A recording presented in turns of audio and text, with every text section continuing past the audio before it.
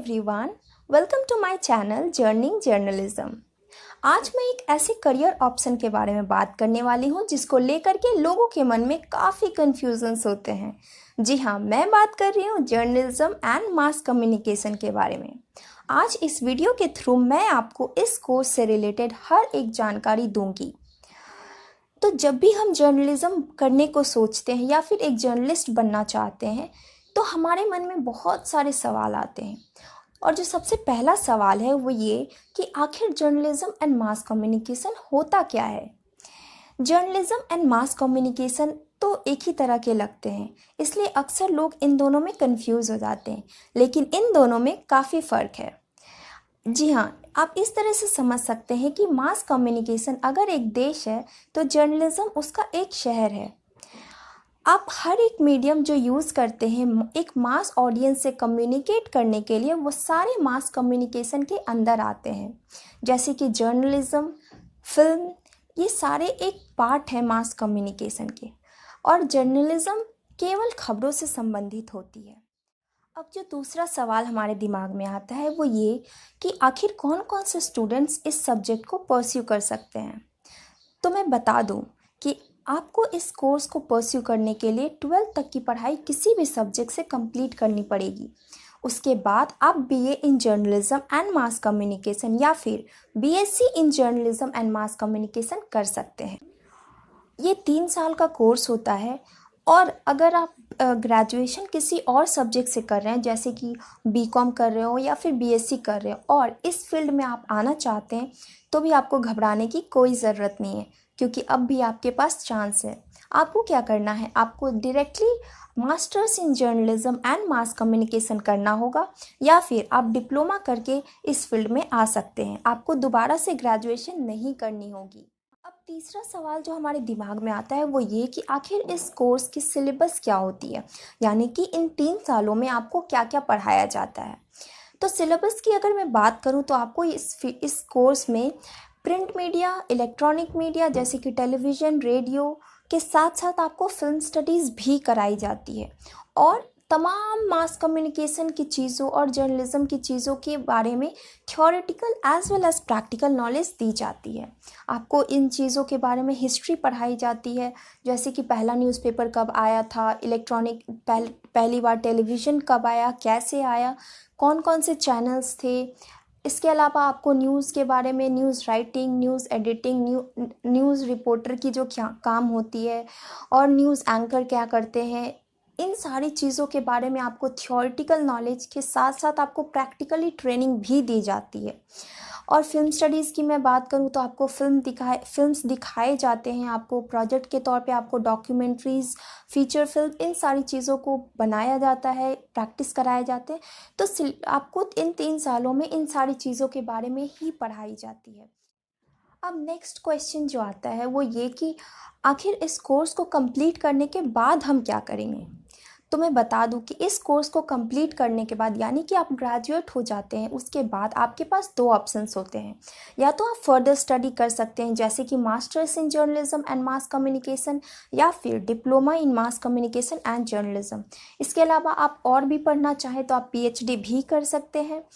लेकिन और जो दूसरा ऑप्शन है वो ये कि आप डायरेक्टली जॉब के लिए अप्लाई कर सकते हैं। अगर आप मेरी सजेशंस जानना चाहते हैं तो मैं आपको सजेस्ट करूँगी कि आप एटलीस्ट मास्टर्स या फिर डिप्लोमा तक की पढ़ाई कंप्लीट करें, तभी आप जॉब के लिए जाएं। क्योंकि अक्सर ऐसा होता है कि ग्रेजुएशन के बाद आपको अच्छी जॉब नहीं मिलती है और आपको काफ़ी मेहनत करनी पड़ती है अपना एक पोजीशन बनाने में। वहीं आप अगर मास्टर्स कर लेते हैं तो आपके पास और भी कई सारे ऑप्शंस आ जाते हैं करें। लेकिन अगर बहुत सारे लोगों के अलग अलग रीजंस होते हैं, अगर आपके पास फाइनेंशियल प्रॉब्लम है तो आप डायरेक्टली जॉब भी कर सकते हैं ऐसी। अब मैं बात करूंगी कि आप इस कोर्स को करने के बाद किस किस फील्ड में काम कर सकते हैं। तो आप इस कोर्स को कंप्लीट करने के बाद आप प्रिंट मीडिया में काम कर सकते हैं, जैसे कि न्यूज़पेपर, मैगजीन्स। इसके अलावा आप इलेक्ट्रॉनिक मीडिया में भी काम कर सकते हैं, टेलीविज़न में काम कर सकते हैं, रेडियो में काम कर सकते हैं, आप फिल्मों में काम कर सकते हैं। लाइक आप स्क्रिप्ट राइटर बन सकते हैं, प्रोड्यूसर बन सकते हैं, डायरेक्टर बन सकते हैं।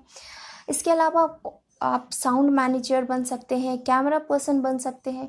तो ऐसे बहुत सारे ऑप्शंस जो हैं वो आपके लिए अवेलेबल हो जाते हैं। इसके अलावा आप सोशल मीडिया में भी काम कर सकते हैं। आप अगर टीचिंग लाइन में आना चाहते हैं तो आप प्रोफेसर बन सकते हैं, लेकिन इसमें एक लिमिटेशंस है कि आपको इस प्रोफेसर अगर आप बनना चाहते हैं तो आपको मास्टर्स करना कंपलसरी हो जाता है, तभी आप उस लाइन में जा पाएंगे। इसके अलावा आप पीआर ऑफिसर बन सकते हैं, एडवर्टाइजिंग में जा सकते हैं, और ऐसे काफ़ी रास्ते जो है आपके लिए खुल जाते हैं। अगर मैं कुछ टॉप कंपनीज़ की नाम बताऊं जहां पर जाकर आप जॉब कर सकते हैं, तो वो है Hindustan times group of publication, times of India group of publication, G network, NDTV network, BBC and many more. अब बहुत सारे लोगों के मन में सवाल आता है कि इस कोर्स की जो फीस स्ट्रक्चर होती है वो कितनी होती है। तो मैं बता दूं कि अलग अलग इंस्टीट्यूशन अलग अलग चार्जेस लेते हैं, लेकिन जो मिनिमम होती है वो 50,000 से लेकर आपको मैक्सिमम 2 लाख तक पर ईयर देना पड़ सकता है। लेकिन अलग अलग इंस्टीट्यूशन की अलग अलग चार्जेस होती है। अब मैं बात करूँगी कि कुछ positive features, that like every career option has some positive features as well as some negative features. A career in mass communication requires commitment, dedication, sacrifice for personal time for the sake of being on top, especially in news industry. A journalist may have to work day in and day out to get just one breaking news. But there are some positive features as well, like यहाँ पे आपको job satisfaction मिलती है, name, fame, money, बहुत सारी चीज़ें भी मिलती है साथ में। मैं नेक्स्ट बात करूँगी कुछ ऐसे गलत धारणाओं के बारे में जो स्टूडेंट्स इस कोर्स को लेकर रखते हैं।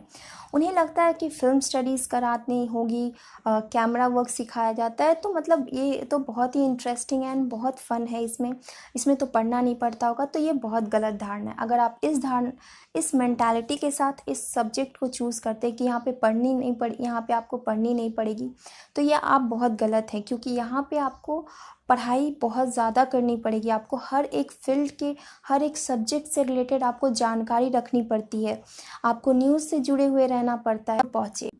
बट येस, अगर आपके इस फील्ड में इंटरेस्ट है और आप रुचि के साथ इस फील्ड को चूज़ करते हैं तो चीज़ें आपके लिए काफ़ी आसान हो जाती है। मुझे लगता है आपके सारे सवालों के जवाब मिल गए होंगे।